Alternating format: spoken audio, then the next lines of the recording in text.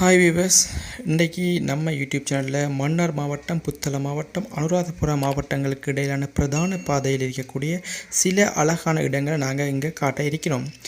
இந்த பாதையிலேயே இந்த இடங்கள் இருக்கின்ற அளவுக்கு நீங்கள் வைக்கக்கூடிய வகையிலான வீடியோக்களை இன்றைக்கு நாங்கள் உங்களுக்காண்டி ஆஷிக்குட்டி யூடியூப் சேனலில் பதிவேற்றம் செஞ்சிருக்கின்றோம்.